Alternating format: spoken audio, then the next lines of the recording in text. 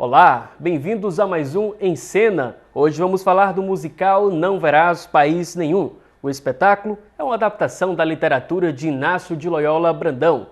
Não Verás País Nenhum é uma parceria da Companhia Prisma de Artes e do grupo Em Companhia do Camaleão. E quem encena hoje aqui com a gente é o diretor e co-adaptador Júlio Maciel. Obrigado pela participação aqui na Em Cena de hoje. Eu que agradeço. Então, que país é esse que é retratado em Não Verás País Nenhum?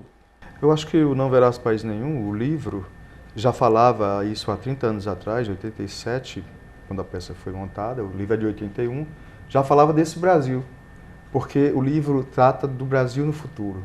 Agora, estranhamente, esse Brasil de futuro hoje é o nosso presente.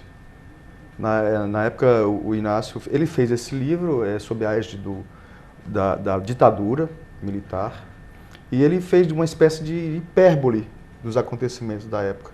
Então ele criou toda uma atmosfera científica, hiperbólica, para isso e para a época, mas quando a gente vê hoje, vê os acontecimentos que só iam acontecer no Brasil, a gente vê que não era tão distante assim o que ele estava escrevendo. Tem uma grande correlação aí político-social com esses dias, né, com esse contexto de hoje. Demais. O grupo que se debruçou sobre o livro pensava nisso com um certo temor, porque a gente se preocupava na época com a questão ambiental, com a questão da água, e ele vai muito mais além disso. Inclusive é muito forte isso, né, É no forte, espetáculo. porque no espetáculo a gente vai trabalhar com a ideia, mesmo de forma galhofeira, a gente vai trabalhar com a ideia da água ser reciclada da urina. Então não é tão distante do que nós estamos vivendo. Nós sabemos que a água vai ser como se fosse o petróleo, né? Vai ser um produto raro, quer dizer, é uma coisa séria. A gente sabe que está havendo seca no nosso estado, em muitas partes do mundo está havendo inundações e seca, então tudo isso é com a nossa água potável, que nós estamos falando disso, né? Isso é a vida das pessoas. Isso é um retrato cada vez mais pessimista do nosso país ou não é a realidade de fato? Olha, assim, eu acho que às vezes a ficção ela beira um pouco nessa ideia do pessimismo. Mas, por incrível que pareça, a peça caminha por esse aspecto, mas também descobre o amor. Quer dizer, o Souza, o personagem principal, que tem a sua vida devassada pelo exército, pelo esquema, perdeu o emprego, foi aposentado, era um professor que questionava, então perdeu esse tipo de personagem, não havia interesse para o esquema, o governo da época. Então ele é abandonado pela mulher, perde a casa e sai perambulando descobrindo um Brasil. Nessa história, ele descobre a Elisa, quer dizer, descobre a possibilidade do amor. Quer dizer, é possível que a gente, se entregando a algo importante para o ser humano, a gente consiga se reabilitar e fazer uma parceria com a natureza, não destruí-la. Na peça, a gente indica isso no final. No caso, como foi essa adaptação, né, desse romance aí? De quando é esse romance? Esse romance ele começou a ser escrito em 78 e depois foi editado em 81.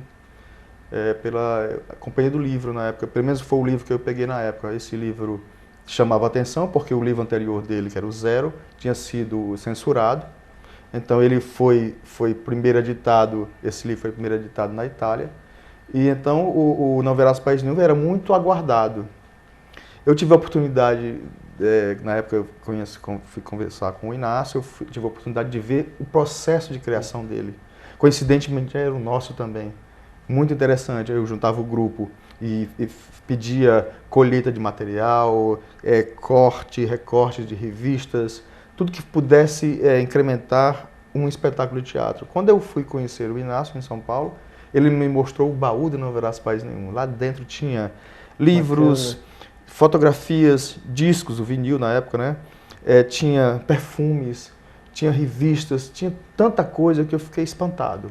Então ele monta um pouco o trabalho dele assim, e a gente também montou assim. Então foi riqueza para vocês também, para esse processo de criação e adaptação. Foi muito bom. E ele assim, ele é uma pessoa uma pessoa muito generosa. Esteve em Fortaleza na época. Ele chegou a assistir o espetáculo? Ele assistiu em 87, quando a gente montou. Depois veio a Fortaleza em 94, na Feira do Livro, falou novamente do Não Verás País Nenhum, e agora esteve no ano passado, em dezembro, na Bienal, e veio ver na Praça do Ferreira, viu por 2 vezes o espetáculo. Como é a parte musical de Não Haverá País Nenhum? De quem são os compositores? Bem, começa assim. Primeiro, a adaptação de 87 foi entre mim e o Acácio de Montes. era típica para teatro. Havia só uma ou duas músicas na época e o resto eram músicas do momento político, do momento musical brasileiro. Ok, mas agora a gente queria fazer um musical. Então a gente queria que o texto fosse trasladado para poemas, né? E que aqueles poemas fossem transformados em música. Então convidei o Fernando Neri, que é um grande compositor de Fortaleza, sensibilíssimo para a questão teatral, ele imagina a cena, ele não corta texto, é impressionante. E ele começou a fazer a música comigo. Na realidade eu não tinha grandes pretensões, só tinha uma música a colocar. Mas como o Fernando começou do meio para o fim e eu precisava ensaiar o começo da peça, eu comecei a costurar e alinhavar músicas. E, estranhamente, parece que é de um compositor só. As pessoas vão lá e não notam muita diferença. Eu fico naturalmente com as partes mais fortes da peça. A parte do Fernando é mais lírica, mais bonita, mas faz umas pérolas que vocês precisam conhecer. Como tem sido a receptividade do público, né, com esse espetáculo, essa parte da emoção mesmo, de tocar, quem está assistindo a peça? Olha, uma das coisas que a gente quis fazer foi abordar ou abranger o público por várias linguagens. Uma, a teatral, e a outra musical. Eu acho que quando a gente dialoga nesses níveis, e também coreografia, quando a gente dialoga em vários níveis, você abrange mais público. Então, a receptividade em relação às músicas tem sido muito grande. Há uma ênfase, sem a repetição, mas há uma ênfase, né? A discussão do texto e a coisa musical estão tão coladas, tão unidas, que parecem que, vamos dizer, carne e unha. Então, as pessoas saem com partes do texto na cabeça. Isso é muito legal. Tem essa harmonia aí, né? Há uma entre o harmonia teatro e a muito música, acho que é o diferencial desse sucesso aí da peça. Eu acho que tem sido e muita gente jovem vai ver.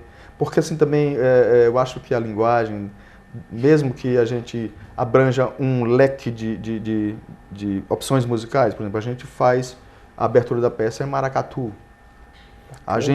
Maracatu. E a gente entra, aí lá na frente tem rock, aí depois tem um clássico, aí depois tem uma mistura de chorinhos com samba canção e tango que representa... bem eclético e bem brasileiro. É muito eclético. Tem samba, quer dizer, mas não aquele sambão, uma coisa contida, porque todas estão concatenadas para formar essa ideia e para fazer uma releitura do que seria o livro. E o espetáculo está em cartaz onde e vai até quando para o público que ainda quer assistir? O espetáculo estreou no ano passado no Rogaciano Leite Filho, esteve na Bienal, passou pelo Sesc Iracema e agora nós estamos no Sesc Emiliano Queiroz, todas as sábado e domingo, às 20 horas. E nós temos, inclusive, uma coisa interessante.